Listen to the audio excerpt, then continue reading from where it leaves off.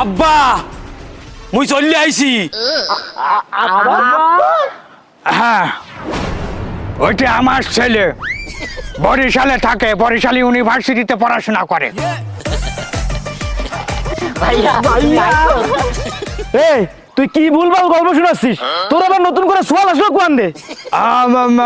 তুই জানিস নে, আমার বরিশালে আমার একটা বিয়ে করা আছে, এটা আমার সেই ঘরের সোয়াল। সে বরিশাল দাসুক আর জেন দাসুক, ধরে ফেলা। আব্বা আই এম স্যালেন্ডার, আমার দ্বারা সম্ভব না। তুই ধরে ফেলা। আব্বা আচ্ছা ঠিক আছে, বিসমিল্লাহ। তোর কিছু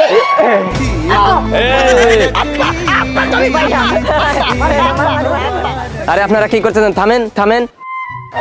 নামা নামা নামা নামা। কি ব্যাপার তুজাম্মেল সাহেব, আপনারা এখানে দুজন মান্যগণ্য ব্যক্তি থাকতে ঈদের মাঠে এভাবে মারামারি করাচ্ছেন, কারণটা কি?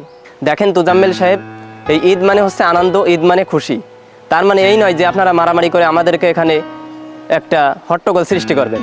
এই ঈদের মানে আমরা সবাই ভ্রাতৃত্ব বন্ধনে কিভাবে ভাই ভাই মিলে মিশে থাকতে পারি, এটাই হচ্ছে আমাদের আশার এক। আল্লাহ তাআলা একত্রিত করেছেন, এটা আপনাদের কাছ থেকে আমি কখনো আশা করিনি। লজ্জা লাগতে আসছে আমার কাছে।